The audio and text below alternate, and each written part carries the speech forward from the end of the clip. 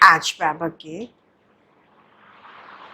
27 फरवरी 86 के महावाक्य रिवाइज हो रही। 27 फरवरी 86 और महावाक्यों का विषय है रूहानी सेना कल्प कल्प की विजयी है। बाबा स्मृति दिला रहे हैं रूहानी शक्ति सेना, पांडव सेना, रूहानी सेना 3 प्रकार की हो गई और चौथी है दुनियावी सेना। लेकिन ये जो प्रथम 3 प्रकार की सेना है ये निश्चय और नशे में रहती हैं। क्या निश्चय? विजय हमारी निश्चित ही है। जो दुनिया में दूसरी सेनाएं हैं उन सेनाओं की विजय निश्चित नहीं होती। उनको ये नहीं मालूम कि हम विजयी होंगे या नहीं होंगे, लेकिन बाबा की इन सेनाओं की विजय निश्चित है ही है। तो बाबा पूछ रहे हैं कि आप इस निश्चय और नशे में रहते हो। हम विजयी सेनाओं का यादगार एक हमारा शास्त्र भी है जिसमें गायन है। आप लोगों को याद आता है वो कौन सा शास्त्र है, कौन सी सेना है जो हमारा ही यादगार है? बताएंगे? कौन सी सेना है वो और शास्त्र कौन सा है?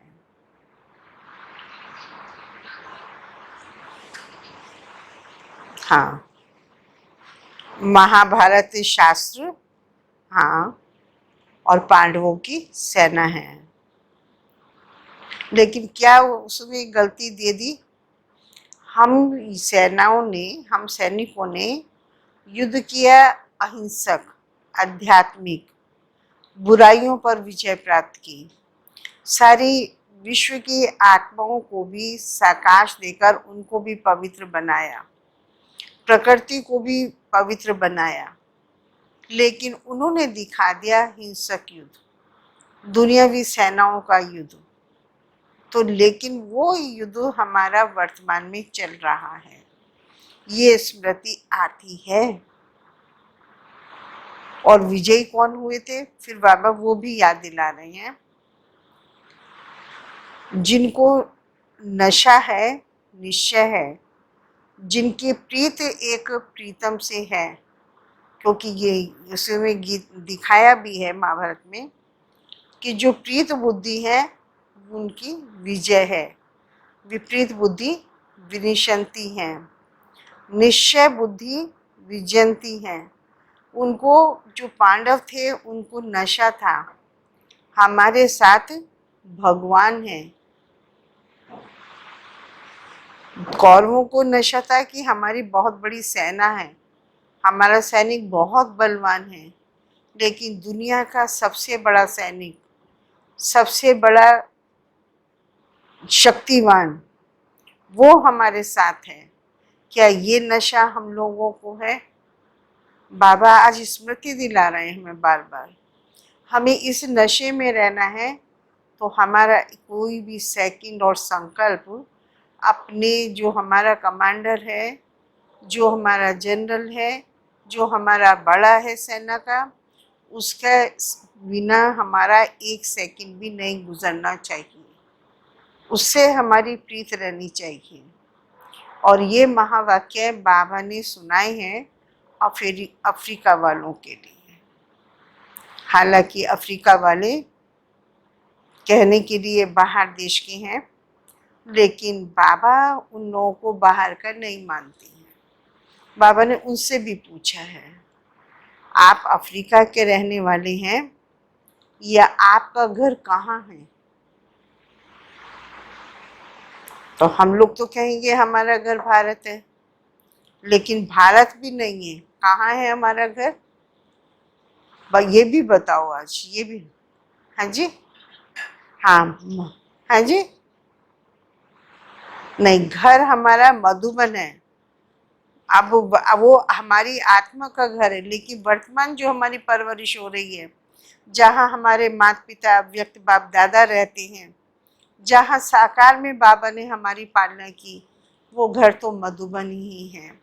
चाहे विश्व का कोई भी कोना है, जहाँ भी बाबा के बच्चे हैं, सबका घर मधुबन ही है। तो बाबा ने कहा घर तो मधुबन है, और विश्व में जहाँ जहाँ सेवा केंद्र हैं वो ऑफिस हैं। तो ये इस स्मृति में हम लोग रहते हैं। ऑफिस से बीच बीच में छुट्टी लेकर घर जाया जाता है। अब तो कोरोना के कारण वहाँ नहीं जा सकते, लेकिन बाबा का घर भी आपका घर है, जहाँ बाबा ने आपको सेवा के लिए स्थान दिया है। वैसे तो बाबा सेवा स्थानों को भी ऑफिस कह रही हैं, हमेशा कहते ही हैं ऑफिस ही है, घर मधुबन ही है। तो इस स्मृति में हमें रहना ही है। घर की भी विस्मृति ना हो, अपने माता पिता की भी विस्मृति ना हो, अपने कार्य की भी, लक्ष्य की भी विस्मृति ना हो। यदि सेना ये भूल जाए मैं युद्ध के मैदान में हूँ, तो फिर वार खा जाएगी, मार खाएगी।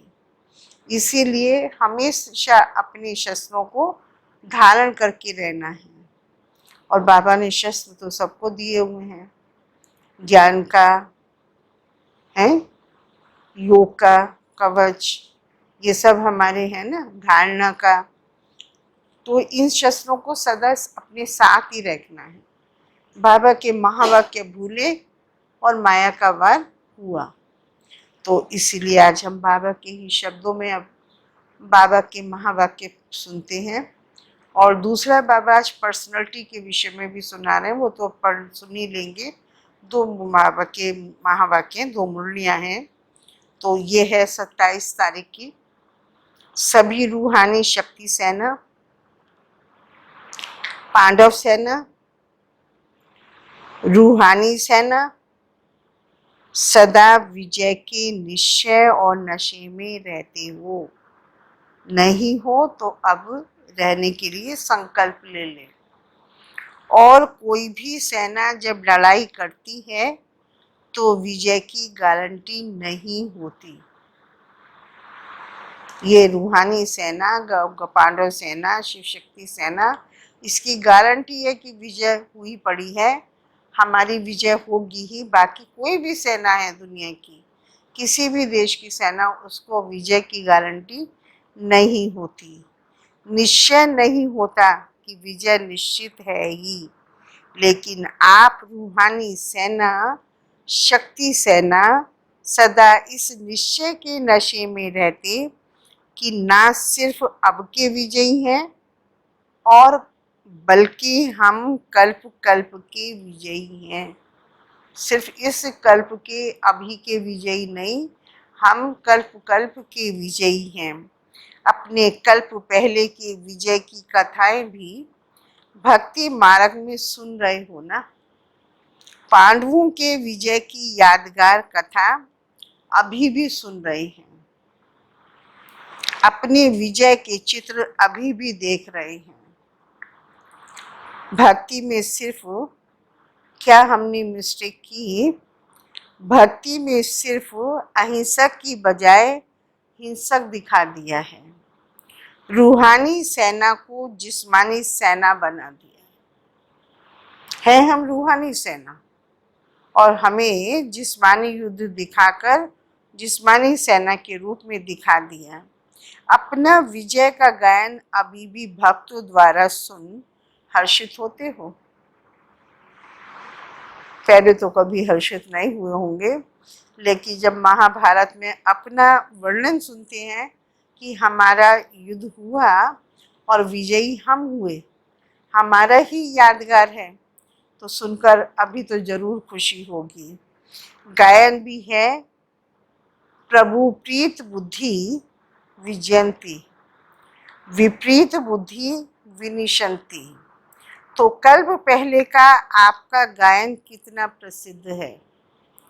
विजय निश्चित होने के कारण निश्चय बुद्धि विजयी हो, इसीलिए माला को भी विजय माला कहते हैं।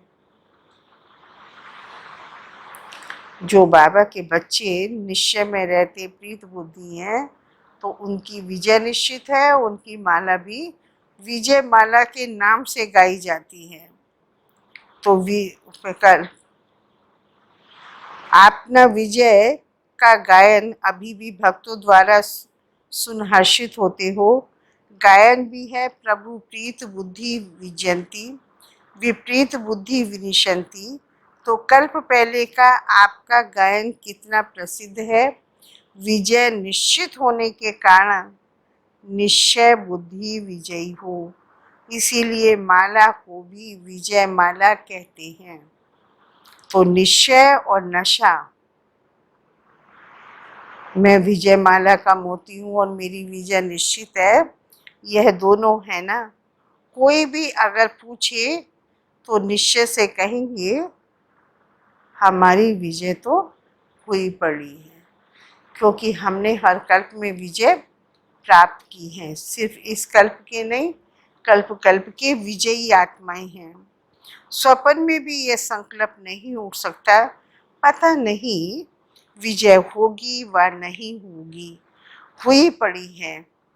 पास्ट प्रकल्प और भविष्य को भी जानते हो। त्रिकालदर्शी बन उसी नशे में कहते हो सभी पक्के हो ना। अब बाबा पूछ रहे हैं हम सबसे, आप सब पक्के हो ना। कल पहले भी माना पास्ट का भी कल पहले का स्मृति, और भविष्य में भी हम ही राज्य करेंगे अपनी ये स्मृति। तो हम कल्प पहले के भी विजयी हैं, अभी भी विजय हमारी ही होगी, भविष्य हमारा ही है। तो ये पक्का है ना। बाबा को क्या कहें, हाँ जी या ना जी। हाँ क्या बोले, हाँ जी कहेंगे। तो याद आ गया कि युद्ध के मैदान में हम ही हैं, हम ही रूहानी सेना है। तो हम कौरवों के सामने खड़े हुए हैं, वो कौरव नहीं जैसे उन्होंने दिखा दिया है दुर्योधन के साथ वाले। हम न कृष्ण के साथ वाले हैं, हम तो शिव शक्ति सेना है, रूहानी सेना है। सभी पक्के हो ना। अगर कोई भी कहे सोचो देखो, तो आप क्या कहेंगे। आप कहे ना हम तो विजयी हैं। आपसे कोई कहे कि नहीं ऐसा नहीं हो सकता, बड़ा मुश्किल है, दुनिया में तो ये सब हो रहा है, कैसे आप विजय प्राप्त करेंगे, तो आप उन्हें क्या कहेंगे। बाबा पूछ रहे हैं, आप क्या जवाब देंगे। नशे का जवाब दो, क्या जवाब देंगे उन्हें।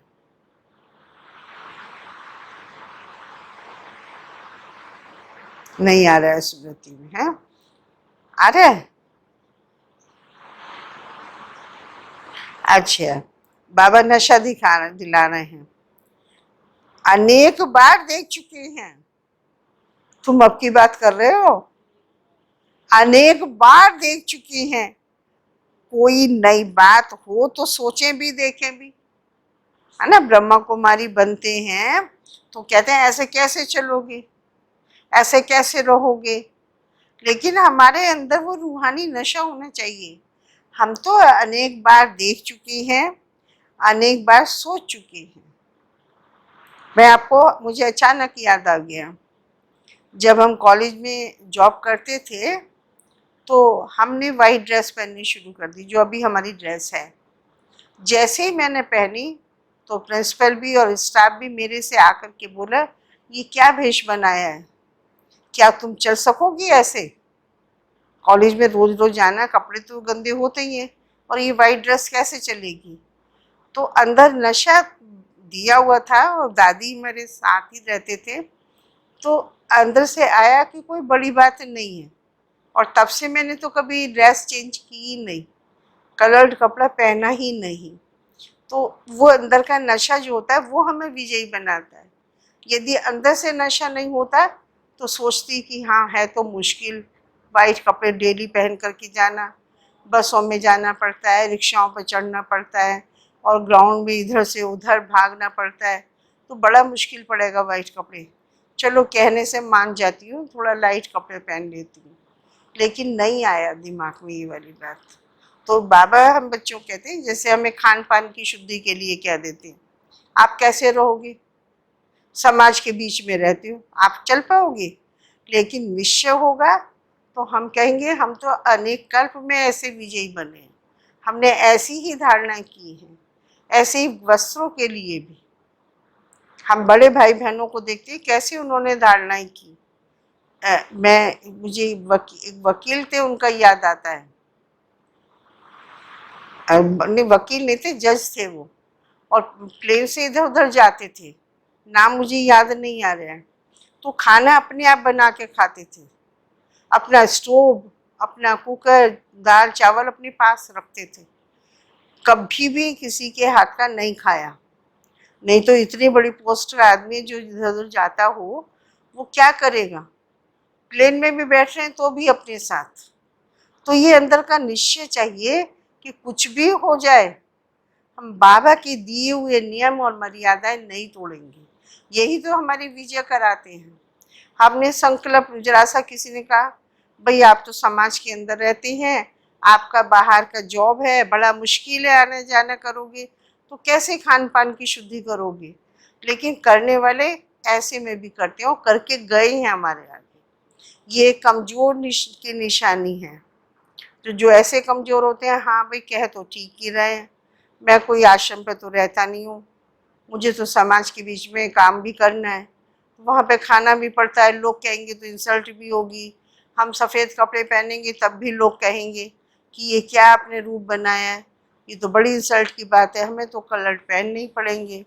तो हाँ, और फिर स्मोकिंग के लिए, ड्रिंक के लिए आता है, भाई ऐसे समाज के बीच में बैठते हैं तो थोड़ा सा ये भी लेना पड़ेगा। लेकिन जब ये निश्चय कर लिया कि नहीं मुझे लेना ही नहीं है, मैं कल्प कल्प की विजयी सेना हूँ शिव बाबा की, मैंने इन सब पर विजय प्राप्त की ही है, तो वो आत्माएं कभी भी डरती नहीं और तुरंत छोड़ देती हैं। वरना ये चीजें ही हमारी आत्मा को आगे बढ़ने से रोकती हैं। तो बाबा ने आज कहा कि अगर कोई आपसे कहे, वो किसी भी रूप में कह सकते हैं, सोचो देखो तो क्या कहेंगे, अंदर का नशा क्या कहेंगे, हम अनेक बार देख चुके हैं। कोई नई बात हो तो सोचे भी, क्योंकि कल्प कल्प की विजयी आत्माएं हैं, एक कल्प की भी नहीं, अनेक कल्पों की विजयी आत्माएं, देखे भी। यह तो अनेक बार की बात अब रिपीट कर रही हैं। तो ऐसे निश्चय बुद्धि ज्ञानी तू आत्माएं, योगी तू आत्माएं हो ना।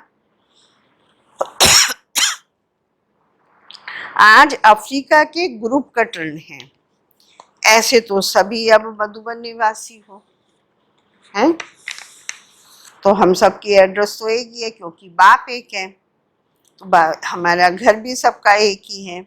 ऐसे तो सभी अब मधुबन निवासी हो, परमानेंट एड्रेस तो मधुबन ही है, वह तो सेवा स्थान है। सेवा स्थान हो गया दफ्तर, लेकिन घर तो मधुबन ही है ना।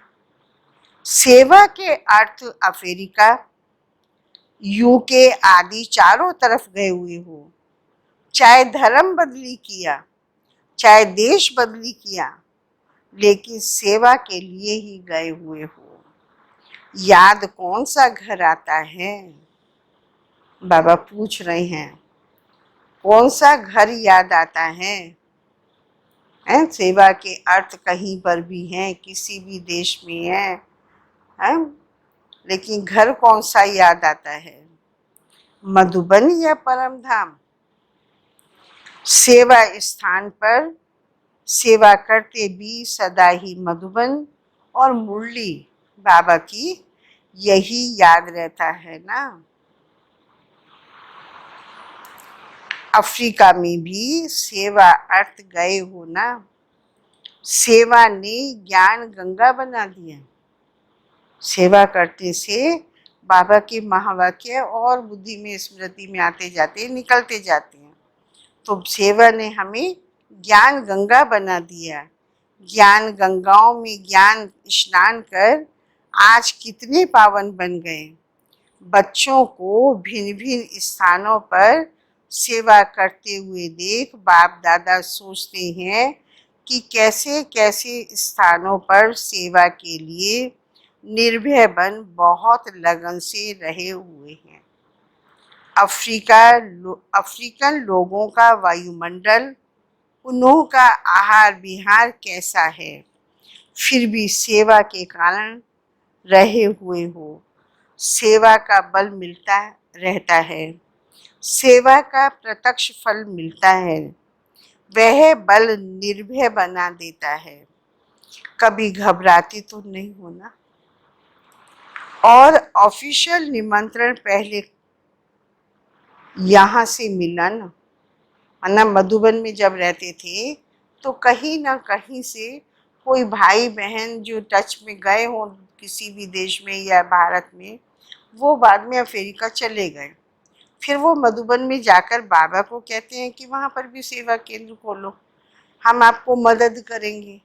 सिर्फ इतना नहीं कहते यहाँ पे कोई सेवा केंद्र नहीं है, वहाँ तो कोई सेवा केंद्र है ही नहीं, हम कैसे क्लास करें।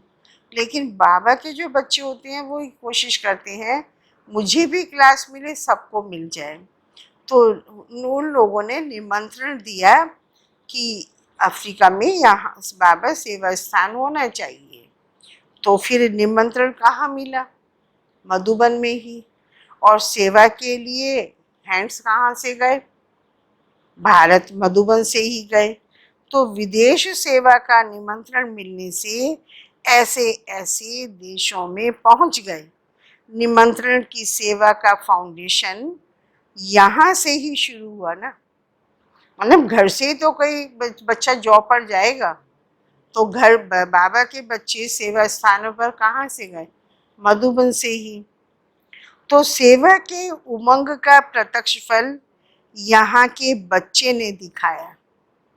कोई भारतवासी ही भाई बच्चा था, मुझे नहीं स्मृति में है, वो अफ्रीका में अपनी जॉब वगैरह के कारण या बिजनेस के कारण गया होगा, उसने ही निमंत्रण दिया और सेवा स्थान खुलाया। तो बाबा कह रहे हैं सेवा के उमंग उत्साह का प्रत्यक्ष फल यहाँ के बच्चे ने दिखाया ना। बलिहारी उस एक निमित्त बनने वाले की है जो सेवा स्थान खोलने के निमित्त बना। तो जो कितने अच्छे अच्छे छिपे हुए रतन निकल आए। अभी तो बहुत वृद्धि हो गई है। वह छिप गया जिसने खुलवाया और आप प्रत्यक्ष हो गए। जो सेवा के बहन लिए गई बहनें या दूसरे और भाई बहन संपर्क में आए तो वो लोग प्रत्यक्ष हो गए। जिसने खुलवाया वो छिप गया। निमंत्रण के कारण नंबर आगे तो उसी का हुआ जिसने फाउंडेशन लगवाया। तो अफ्रीका वालों को बाप दादा ऑफरिन लेने वाले कहते हैं। ऑफरिन लेने का स्थान है, अफ्रीका नहीं है। नाम चेंज कर दिया बाबा ने। बाबा की डिक्शनरी में अफ्रीका बाबा से ऑफरिन लेने वाला स्थान। देखो बाबा की डिक्शनरी में कितने शब्द हैं। कर्नाटक को कहता है नाटक करने वाले। गुजरात को कहता है जहाँ गुजर गई है रात।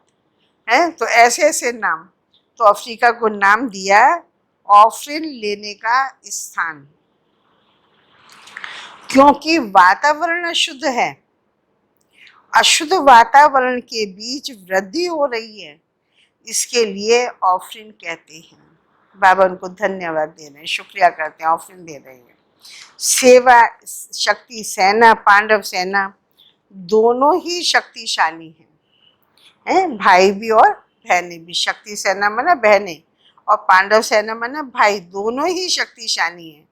मेजॉरिटी इंडियंस हैं, क्योंकि भारतवासी ही विदेशों में इधर उधर अपने बिजनेस के कारण या नौकरियों के कारण, जॉब के कारण जाते हैं। लेकिन मेजॉरिटी इंडियंस हैं, लेकिन इंडिया से दूर हो गए। तो दूर होते भी अपना हक तो नहीं छोड़ सकते। ये यहाँ भी बाप का परिचय मिल गया, बाप के बन गए। नैरोबी में मेहनत नहीं लगी। सहज ही बिछड़े हुए बच्चे पहुंच गए और गुजरातियों के यह विशेष संस्कार है। नैरोबी में सेंटर खुला ना, तो बाबा कह रहे वहाँ तो सहज ही खुल गया, मेहनत नहीं लगी, बिछड़े हुए बच्चे पहुंच गए। और वहाँ पर ज़्यादातर गुजराती भाई बहन हैं। गुजरातियों की विशेषता बाबा सुना रहे हैं। अभी है सबकी विशेषताएं, लेकिन बाबा के सामने जो आएगा वो उसी की विशेषता सुनाएगा ना। तो बाबा ने कहा गुजरातियों के यह विशेष संस्कार हैं, जैसे उन्हों की यह रीति है, सभी मिलकर गर्भारास करते हैं। सुना है ना, और देखा भी होगा मधुबन में, सब मिलकर डांस करते हैं, जिसको गरबा बोलते हैं। वो लोग अकेले नहीं करते हैं। कोई भी त्योहार होगा, फंक्शन होगा, तो उसमें वो सब मिलकर के ही रास करते हैं, गरबा करते हैं, अकेले नहीं करते। छोटे हो चाहे मोटे हो, सबको ले लेंगे उस ग्रुप में। सब मिलकर गरबा डांस जरूर करते हैं। यह उनके संगठन की निशानी है। सेवा में भी देखा गया गुजराती संगठन वाले होते हैं। एक आता है तो 10 को जरूर लाता है। यह संगठन की रीति अच्छी है उन्होंने, इसीलिए वृद्धि जल्दी हो जाती है। सेवा की वृद्धि और विस्तार भी हो रहा है। ऐसे ऐसे स्थानों पर शांति की शक्ति देना, भय के बदले खुशी दिलाना, यही श्रेष्ठ सेवा है। अशांति में शांति की शक्ति और भय की जगह पर खुशी दिलाना, यही श्रेष्ठ सेवा है। ऐसे स्थानों पर आवश्यकता है। विश्व कल्याणकारी होना, विश्व के चारों ओर सेवा बढ़नी है और निमित्त बनना ही है। कोई भी कोना अगर रह गया तो उल्हाना देंगे। अच्छा है, हिम्मत दे बच्चे, मदद दे बाप, हैंड्स भी वहाँ से ही निकल और सेवा कर रहे हैं। यह भी सहयोग हो गया ना। स्वयं जगे हो तो बहुत अच्छा, लेकिन जग कर फिर जगाने के भी निमित्त बने, यह डबल फायदा हो गया। बहुत करके हैंड्स भी वहाँ के ही हैं, यह विशेषता अच्छी है। विदेश सेवा में मेजॉरिटी सब यहाँ से निकल वहाँ की सेवा के निमित्त बन जाते हैं। विदेश ने भारत को हैंड्स नहीं दिया है। भारत ने भेजा अफ्रीका को, और उन्होंने वहां से ही अपने हैंड्स निकाले, सेवा को बढ़ा लिया। लेकिन बाबा ने कंप्लेन की है कि उन्होंने रिटर्न में एक भी हैंड्स भारत को नहीं दिया है। भारत ने विदेश को दिए हैं। विदेशों में जितने भी सेवा स्थान खुले, वहां पर भारत से ही गए, वहां के हैंड्स भारत में नहीं आए। बाबा आप कह रहे हैं भारत भी बहुत बड़ा है, अलग अलग जोन है। स्वर्ग तो भारत को ही बनना है। आप भले ही वहां पर कितनी भी सेवा बड़ा हो, स्वर्ग तो भारत ही बनेगा। अफ्रीका, अमेरिका, इंग्लैंड, जापान, ये सब स्वर्ग नहीं बन सकते। फिर ये लोग क्या बनेंगे? बाबा ने सुनाया विदेश तो पिकनिक स्थान बन जाएगा।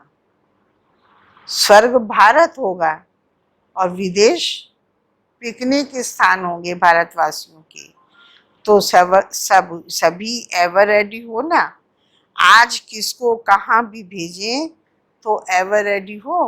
बाबा अफ्रीका वालों से पूछ रहे हैं, जब हिम्मत रखते हैं तो आगे वो भी बोले नहीं होंगे शायद। तो बाबा ने आगे उनकी हिम्मत को बढ़ाने के लिए कहा, जब हिम्मत रखते हैं तो मदद भी मिलती है। एवर रेडी जरूर रहना चाहिए, और जब समय ऐसा आएगा तो फिर ऑर्डर तो करना ही होगा ना। परिस्थिति अनुसार बाबा ऑर्डर तो करेंगे ना। बाप द्वारा ऑर्डर होना ही है। कब करेंगे, किसको कहाँ जाना है, ये ऑर्डर कब करेंगे, वह डेट नहीं बताएंगे। क्यों नहीं बताएंगे बाबा? बाबा हमसे भी कहता है हमेशा, कब हम पर कौन सी परीक्षा आएगी, कब महाविनाश होगा। बाबा ने कहा बाबा डेट नहीं बताएंगे। क्यों नहीं बताएंगे? बाबा ने कहा डेट बतावें फिर तो सब नंबर 1 पास हो जाए। यहाँ के सारे पेपर अचानक के हैं और ये बाबा के महावाक्य हम शुरू से सुनते आ रहे हैं, अचानक होगा लेकिन एवर रेडी रहो। अभी हम देख रहे हैं कोरोना भी आया तो पहले किसे हम लोगों को डेट पता थी क्या? किसी को मालूम था कि क्या परिस्थिति आएगी तो हमें कैसे अपनी स्थिति बनानी और क्या करना है? तो बाबा कहता है बाबा कोई भी डेट पहले से नहीं बताएंगे। यदि बाबा पहले से डेट बता दे तो यदि पेपर पहले से ही आउट हो जाए कि मेरे पास ये पेपर आएगा और फलाने दिन आएगा तो पढ़ा के रट के बैठ जाएंगे। तो यहाँ पर कोई लिखित पेपर तो होता नहीं है, यहाँ तो प्रैक्टिकल होता है और अचानक होता है। तो बाबा ने कहा यहाँ डेट का भी अचानक ही एक ही क्वेश्चन आएगा, सब जिसके पास भी आएगा और वो क्वेश्चंस भी अलग अलग होंगे। ये नहीं है जो एक के पास आया वही दूसरे के पास आएगा, नहीं तो तब भी हम तैयारी कर लेंगे। फलाने के पास ये परीक्षा आई थी, मेरे पास भी यही आएगी तो मैं तैयारी कर लूँ। जो पहला फेल हुआ तो दूसरा नहीं फेल होगा, है ना? पढ़ाई याद आती है बचपन में कैसे पढ़ते थे? पिछले सालों के जो पेपर्स होते थे, क्या बोलते थे नाम नहीं याद आ रहा, तो उन पेपर्स को अनसोल्ड पेपर बोलते थे, सॉरी, है ना? पिछले 10 सालों के हमारे टाइम पर होता था, अनसोल्ड पेपर होते थे, उसका स्टडी कर लेते थे बच्चे कि कौन कौन से क्वेश्चंस आए थे और क्या क्या उनके स्टाइल होता है, कैसे हमें तैयारी करनी है। याद आ रहा है? नहीं, गैस तो वो अलग होता था, एक अनसोल्ड पेपर होता था जिसमें बाबा ही कहना चाह रहे हैं ना कि किसी को एक पेपर बता दिया अगले साल भी वही आएगा दूसरे के पास, ऐसा नहीं है। पेपर का स्टाइल भी चेंज होगा, क्वेश्चन भी अलग होगा, तो अचानक होगा और लेकिन एक ही क्वेश्चन आएगा। ये भी नहीं कि हमें 10 क्वेश्चन में से 5 करने हैं, मतलब कोई चॉइस नहीं होगी, एक ही क्वेश्चन होगा हम सबके लिए। और एक वो क्वेश्चन से ये भी नहीं है कि जो मेरे पास आएगा वो नीलम बहन के पास, सुमति बहन, अनीता बहन के पास भी आएगा, सबके पास अलग अलग ढंग से आएगा। तो बाबा ने कहा लेकिन अब हमसे पूछ रहा है बाबा, ये बाबा हमको तैयार कर रही हैं, एवर रेडी हो, मतलब हम लोगों को तैयार रहना पड़ेगा। कहीं कि यहाँ ही बैठ जाओ तो बाल बच्चे घर आदि याद आएगा, क्या कहेंगे बाबा को? याद आएगा? कोई बोला ही नहीं है। नहीं आएगा, पास हो जाएंगे। अनीता बहन बोलेंगे, हाँ अनीता, अच्छा अनीता, अच्छा। दूसरी बात बाबा कह रहे हैं सुख के साधन तो वहां हैं लेकिन स्वर्ग तो, माना घर बार में सुख के साधन हैं और सेवा स्थानों पर तो सुख के साधन होंगे नहीं। त्याग करना पड़ता है, खाने का भी, पीने का भी, पहनने का भी।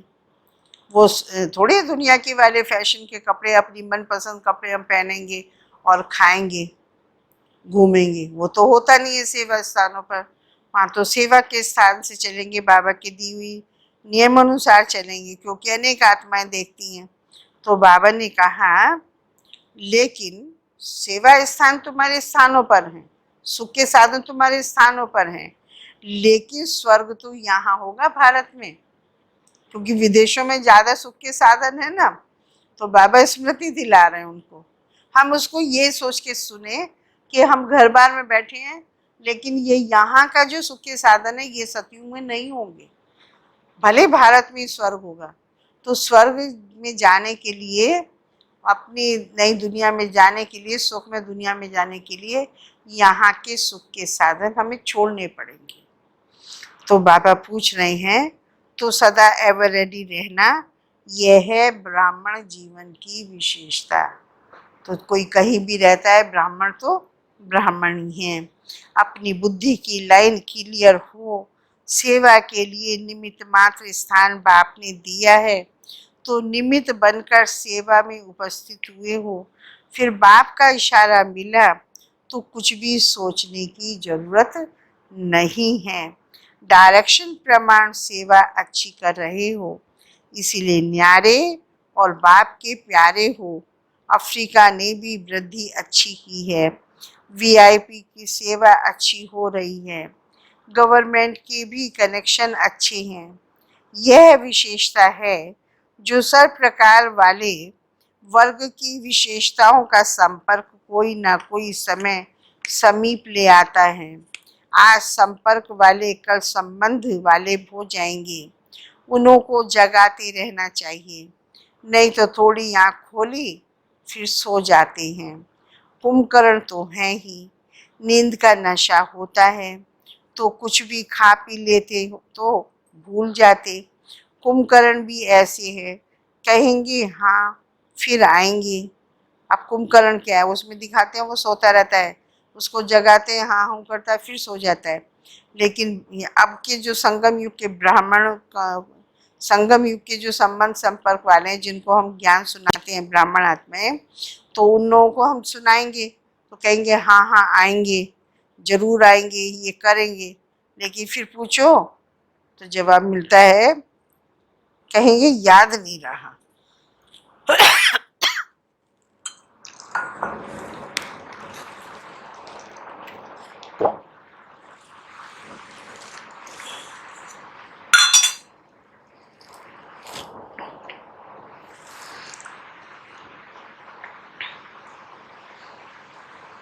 इसीलिए बार बार जगाना पड़ता है। गुजरातियों ने बाप का बनने में तन मन धन से स्वयं को सेवा में लगाने में नंबर अच्छा लिया है। सहज ही सहयोगी बन जाते हैं। यह भी भाग्य है। संख्या गुजरातियों की अच्छी है। बाप का बनने की लॉटरी कोई कम नहीं है। हर स्थान पर कोई ना कोई बाप के बिछड़े हुए रतन है ही। यहाँ भी पाँव जहाँ भी पाँव रखते हैं तो कोई ना कोई निकल ही आते हैं। वे बेपरवाह निर्भय होकर के सेवा में लगन से आगे बढ़ते हैं तो पदम गुना मदद भी मिलती है। ऑफिशियल निमंत्रण तो फिर भी यहाँ से ही आरंभ हुआ। अब बाबा फिर भारत की तरफ ले आए विदेशियों को। फिर भी सेवा का जमा तो हुआ ना, भारतवासियों को ही तो जमा हुआ, क्योंकि यहाँ भारत में ही निमंत्रण मिला, भारत से ही बाबा ने हैंड्स भेजे। वह जमा का खाता समय पर खींचेगा जरूर। भारत में जो उनका जमा हुआ है वो उनको भारत की धरती की तरफ खींचेगा जरूर। तो सभी नंबर 1 तीव्र पुरुषार्थी ऑफरिंग लेने वाले हो ना, नंबर 1 संबंध निभाने वाले, नंबर 1 सेवा में सबूत दिखाने वाले, सब में नंबर 1 होना ही है।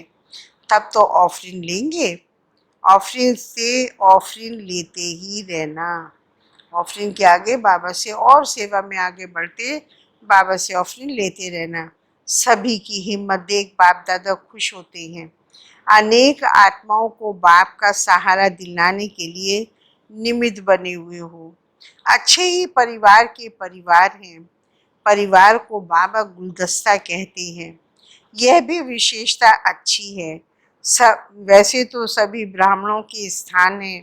अगर कोई नैरोबी जाएंगे व कहाँ भी जाएंगे तो कहेंगे हमारा सेंटर बाबा का सेंटर है, हमारा परिवार है।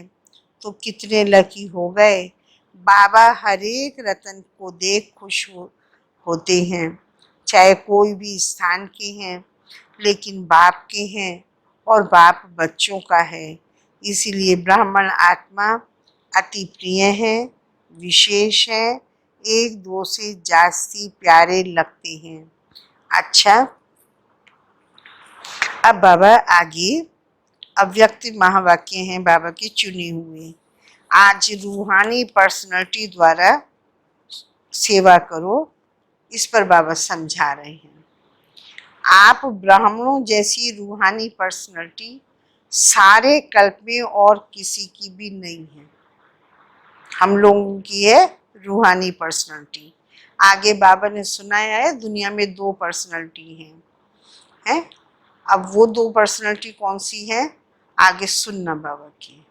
हमारी तो है रूहानी पर्सनैलिटी, उनकी पद की पर्सनैलिटी होगी, है ड्रेस की होगी, स्थान की, जॉब की होगी, जो उनको सेवा के कारण मिला हुआ है, पद की होगी। क्योंकि आप सबकी पर्सनैलिटी बनाने वाला, लेकिन हमारी जो रूहानी पर्सनैलिटी है वो सबसे ऊंची है, और वो उतनी ऊंची पर्सनैलिटी सारे कल्प में किसी की नहीं हो सकती। क्यों नहीं हो सकती? क्योंकि हम सबकी पर्सनैलिटी बनाने वाला स्वयं विश्व का ऊंचे से ऊंचा परम आत्मा है। हमारी पर्सनैलिटी सबसे ऊंची है और पूरा अविनाशी भी है। तो आपकी सबसे बड़ी से बड़ी पर्सनैलिटी है, वह स्वप्न व संकल्प में भी संपूर्ण प्योरिटी। पर्सनैलिटी कौन सी? हमारे प्योरिटी की। इस प्योरिटी के साथ साथ चेहरे और चलन में रूहानियत की भी इस पर्सनैलिटी है। तो अपनी इस पर्सनैलिटी में सदा स्थित रहो तो सेवा स्वतः होगी।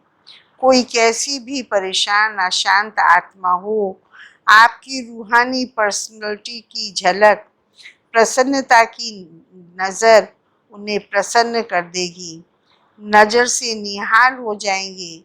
अभी समय की समीपता के अनुसार नज़र से निहाल करने की सेवा करने का समय है। आपकी एक नज़र से वह प्रसन्नचित्त हो जाएंगे, दिल की आश पूर्ण हो जाएगी। लगता है नज़र से निहाल करने का, सबको प्रसन्न करने का समय अभी है। बाबा आगे सुना रहे हैं हमें और आगे पुश कर रहे हैं। जैसे ब्रह्मा बाप की सूरत व सीरत की पर्सनैलिटी थी। कैसे? मतलब हमारी रूहानी चाल और चलन की पर्सनैलिटी से अनेक आत्माएं खुश होंगी। बाबा हम बच्चों को उदाहरण दे के समझा रहे हैं। जैसे साकार में ब्रह्मा बाप की सूरत और सीरत, सूरत माना शक्ल, चेहरा, और सीरत माना चलन की पर्सनैलिटी थी। क्या कहेंगे आप लोग? कहेंगे देखा ही नहीं दीदी, ऐसे कहेंगे या सुना तो है और हैं? और सिर्फ ब्रह्मा बाप को नहीं देखा तो दादियों को तो देख लिया। आप ये तो नहीं कह सकते कि नहीं देखा है। कह सकते हो? नहीं कह सकते, हम नहीं कह सकते, क्योंकि जो दादियां ऐसी बन गई तो नेचुरल उनको बनाने वाला उनसे ज्यादा होगा। उनके आगे भी तो एग्जाम्पल ब्रह्मा बाबा ही थे ना। तो बाबा की सूरत और सीरत थी, तब आप सब आकर्षित हुए, है ना। सारी दादियां भी तो आकर्षित होकर के ही आई ना, और उन दादियों को आकर्षित होकर हम आए। तो उसका निमित्त बीज कौन बना? ब्रह्मा बाबा बने। तो ऐसे फॉलो फादर करो, हैं। सर्व प्राप्तियों की लिस्ट बुद्धि में इमर्ज रखो कि बाबा से क्या क्या प्राप्तियां होती हैं संगम परम में, उसको बुद्धि में इमर्ज रखो। तो चेहरे और चलन में प्रसन्नता की पर्सनैलिटी दिखाई देगी। यह पर्सनैलिटी हर एक को आकर्षित करेगी। रूहानी पर्सनैलिटी द्वारा सेवा करने के लिए अपनी मूड सदा चीयरफुल और केयरफुल रखो। मूड बदलनी नहीं चाहिए, कारण कुछ भी हो उस कारण का निवारण करो। सदा प्रसन्नता की पर्सनैलिटी में रहो। प्रसन्नचित रहने से बहुत अच्छे अनुभव करेंगे। प्रसन्नचित आत्मा के संग में रहना, उनसे बात करना, बैठना सबको अच्छा लगता है।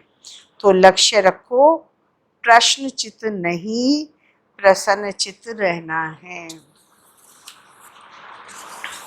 तो आज के लिए ये भी बहुत अच्छा लक्ष्य मिल गया कि मुझे कौन सी अपनी पर्सनैलिटी बनानी है। मैं कौन सी सेना हूँ वो भी स्मृति में रखेंगे तो भी पर्सनैलिटी अच्छी रहेगी, खुशी रहेगी। और वैसे भी पर्सनालिटी को याद रखेंगे तो भी खुशी रहेगी। आप बच्चे बाहर के रूप में भले साधारण पर्सनालिटी वाले हो, लेकिन रूहानी पर्सनालिटी में सबसे नंबर 1 हो। आपके चेहरे पर चलन में प्योरिटी की पर्सनालिटी है। जितना जितना जो प्योर है, उतनी उनकी पर्सनालिटी ना सिर्फ दिखाई देती है, लेकिन अनुभव होती है। वह पर्सनालिटी ही सेवा करती है। जो ऊंचे पर्सनालिटी वाले होते हैं, उसकी कहाँ भी किसी में भी आँख नहीं जाती, क्योंकि वह सर्व प्राप्तियों से संपन्न हैं। वे कभी अपनी प्राप्तियों के भंडार में कोई अप्राप्ति अनुभव नहीं करते। वह सदा मन से भरपूर होने के कारण संतुष्ट रहते। ऐसी संतुष्ट आत्मा ही दूसरों को संतुष्ट कर सकती है। कितनी पवित्रता, जितनी पवित्रता है, उतनी ही ब्राह्मण जीवन की पर्सनालिटी है।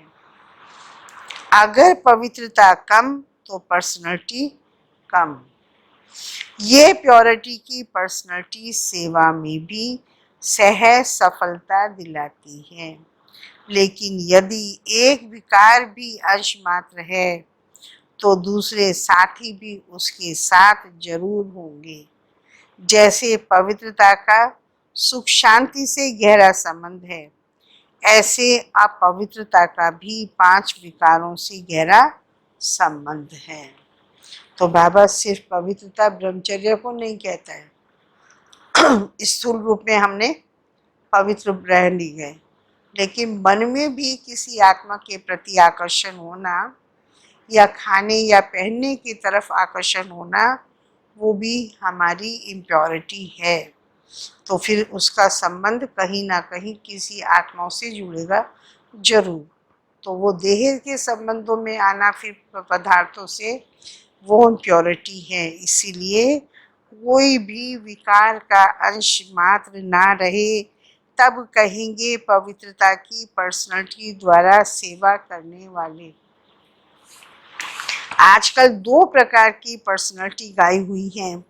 एक शारीरिक पर्सनालिटी, दूसरी पोजीशन की पर्सनालिटी। बना के रखते हैं ना शरीर को टिप टॉप होकर के, हैं कितना सूट वूट पहनेंगे, दिखाएंगे, स्टाइल बनाएंगे, बालों का भी, जूतों का भी, और चाल का भी, अपनी बातें करने का भी। दूसरी पोजीशन की, कोई पद मिल गया तो समझते हैं कि पता नहीं हम कितने दुनिया की हाईएस्ट पर्सनालिटी बन गए। तो बाबा ने कहा 2 पर्सनालिटी विशेष गाई जाती हैं। ब्राह्मण जीवन में जिस ब्राह्मण आत्मा में संतुष्टता की महानता है, अब दोनों पर्सनालिटी फेल बाबा के आगे। ब्राह्मण जीवन में जिस ब्राह्मण आत्मा में संतुष्टता की महानता है, उसकी सूरत में, उनके चेहरे में भी संतुष्टता और श्रेष्ठ स्थिति के पोजीशन की पर्सनालिटी दिखाई देती है। उनके नैन चैन में, चेहरे में, चलन में संतुष्टता की पर्सनालिटी दिखाई देती है। वही तपस्वी हैं। उनका चित्त सदा प्रसन्न होगा। दिल दिमाग सदा आराम में, सुख चैन की स्थिति में होगा। कभी बेचैन नहीं होंगे। हर बोल और कर्म से, दृष्टि और वृत्ति से रूहानी पर्सनालिटी और रॉयल्टी का अनुभव कराएंगे। विशेष आत्माओं का महान आत्माओं को देश की व विश्व की पर्सनालिटी कहते हैं। विशेष आत्माओं को व महान आत्माओं को देश की या विश्व की पर्सनालिटी कहते हैं। पवित्रता की पर्सनालिटी अर्थात हर कर्म में महान और विशेषता। रूहानी पर्सनालिटी वाली आत्माएं अपनी एनर्जी, समय, संकल्प वेस्ट नहीं गंवाते, सफल करते हैं। ऐसी पर्सनालिटी वाले कभी भी छोटी छोटी बातों में अपने मन बुद्धि को बिजी नहीं रखते हैं। रूहानी पर्सनालिटी वाली विशेष आत्माओं की दृष्टि, वृत्ति, बोल सब में अलौकिकता होगी। साधारण नहीं, साधारण कार्य करते भी शक्तिशाली कर्म योगी स्थिति का अनुभव कराएंगे। जैसे ब्रह्मा बाप को देखा, चाहे बच्चों के साथ सब्जी भी काटते रहे, खेल करते रहे, लेकिन पर्सनालिटी सदा आकर्षित करती रही। तो फॉलो फादर ब्रह्मा बाप की विशेषता थी। कभी ब्रह्मा बाबा ने कोई विशेष कपड़ा नहीं पहना, बिल्कुल वही सिंपल कुर्ता और धोती।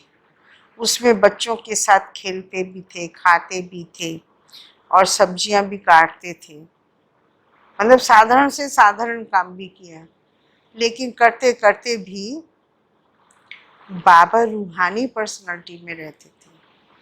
एक दो बाबा की जीवन की घटना ऐसी सुनी है कि बाबा सब्जी काट रहे हैं या ये गोले बनाते थे, पत्थर के कोयलों का चूरा होता है ना उसके, और कोई वीआईपी मिलने आया। बाबा से कहा, मुझे याद आ रहा है कुंजी दादी ने सुनाया ये, तो कहा बाबा फलाना वीआईपी आए, आपको मिलना है, थोड़ा आप छोड़ दो, आप वहाँ आ जाइए मिलने के लिए। बाबा ने कहा क्यों मैं सेवा छोड़ कर आऊँ, उसको यहीं बुला लो ना। बाबा ये अच्छा नहीं लगता है, आप ये सेवा कर रहे हैं, उस वीआईपी से मिलेंगे तो ऐसे कैसे मिलेंगे। लेकिन बाबा ने कहा बाबा यही मिलेगा बच्चे से। और गोले बनाते बनाते बाबा ने ऐसी उस बच्चे को दृष्टि दी, ऐसी रूहानियत दी कि वो बाबा का बच्चा बन गया। उसको ये महसूस हुआ कि कितनी महान शक्ति और हस्ती है ये, देखो कैसे साधारण काम कर रहे हैं। तो बाबा अभी वही बात सुनाना चाह रहे हैं। वो पहले भी कहा ना, ब्रह्मा बाप को देखा ना चाल चलन को, तो बाबा अभी भी बाबा कह रहे हैं बाबा बच्चों के साथ सब्जी भी काटता था, खेल भी करता था अपनी, लेकिन रूहानी नशे में रहता था। बाबा जब बैडमिंटन खेलता था तो बाबा का बैट कई बार हाथ में ही रह जाता था और शिव बाबा की स्मृति में एकटिक हो जाते थे। तो बाबा हमको भी कह रहे हैं सेवा करते बीच बीच में संकल्प बाबा की तरह हमारे अव्यक्त हो जाएं, शिव बाबा की याद में ठहर जाएं। ब्राह्मण जीवन की पर्सनालिटी प्रसन्नता है। इस पर्सनालिटी को अनुभव में लाओ, औरों को भी अनुभवी बनाओ। सदा शुभ चिंतन से प्रसन्न रहो। शुभ चिंतक बन सभी को स्नेही सहयोगी बनाओ। शुभ चिंतक आत्मा ही सदा प्रसन्नता की पर्सनालिटी में रह विश्व के आगे विशेष पर्सनालिटी वाली बन सकती है। आजकल पर्सनालिटी वाली आत्माएं सिर्फ नामी ग्रामी बनती हैं, अर्थात नाम बुलंद होता है। जो शरीर वाली या पद वाली है, नामी गिरामी होता है, नाम बुलंद होता है। जैसे अब्दुल कलाम है, नेहरू है, गांधी है, ये सब के क्या है, सिर्फ नाम बुलंद है जैसे। लेकिन आप रूहानी पर्सनालिटी वाले सिर्फ नामी ग्रामी या गायन योग्य नहीं, लेकिन गायन योग्य के साथ पूजन योग्य भी बनते हो।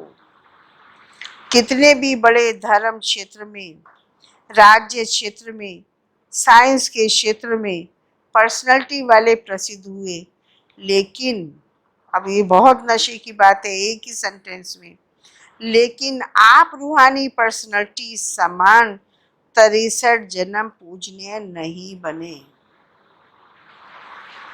दुनिया में किसी ने कोई सी भी पर्सनालिटी ली, चाहे धर्म के क्षेत्र में ऊंचे रहे या राज्य में या साइंस में या किसी अन्य में, तो जब तक वो जीवित है तब तक है, या मरने के बाद नाम चलेगा उनको तो नहीं पता है, और वो भी बस इस समय के लिए है। हमारी पर्सनालिटी ऐसी बन रही है, सत्युग उसका फल हम सत्युग त्रेता में उस वास्तव में उस रूप में होंगे, और हमारे उस रूप का गायन और पूजन द्वापर से कलयुग के लास्ट तक होगा। तो आज तक देवी देवताओं का गायन और ब्राह्मणों का गायन 63 जन्म है ही है। सतयुग त्रेता में तो पूजा नहीं होती है, वहाँ पर गायन भी नहीं करेंगे क्योंकि सारे ही श्रेष्ठ आत्माएं होंगी, इसीलिए बाबा 63 जन्म कह रहे हैं। अच्छा, मीठे मीठे सिकिलदे बच्चों को माता पिता बाप दादा का याद प्यार, रूहानी बाप की रूहानी बच्चों को नमस्ते। हम रूहानी बच्चों की रूहानी बाप को बहुत बहुत नमस्ते। उस ग्रैंड पर्सनालिटी बनाने वाले को बहुत बहुत नमस्ते। आज वरदान है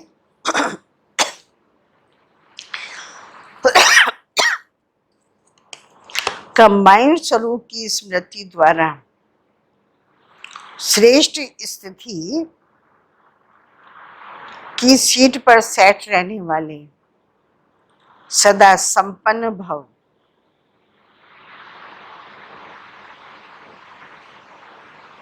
मेरे साथ मैं शिव बाबा मेरे साथ है, मैं शक्ति हूँ शिव बाबा की। इस स्मृति में कि सीट पर सेट रहो तो सदा संपन्न रहेंगे। ये हमें वरदान मिला है। संगम युग पर शिव शक्ति के कंबाइंड स्वरूप की स्मृति में रहने से हमें फायदा क्या होगा? स्मृति रहे, हर असंभव कार्य संभव हो जाता है। यही सर्वश्रेष्ठ स्वरूप है। इस स्वरूप में स्थित रहने से संपन्न भव का वरदान मिल जाता है। बाप दादा सभी बच्चों को सदा सुखदायी स्थिति की सीट देते हैं। सदा इसी सीट पर सेट रहो तो अति इंद्रिय सुख के झूले में झूलते रहेंगे। सिर्फ विस्मृति के संस्कार समाप्त करो। आज स्लोगन है, पावरफुल वृत्ति द्वारा आत्माओं को योग्य और योगी बनाओ। पावरफुल वृत्ति द्वारा आत्माओं को योग्य और योगी बनाओ। ओम शांति।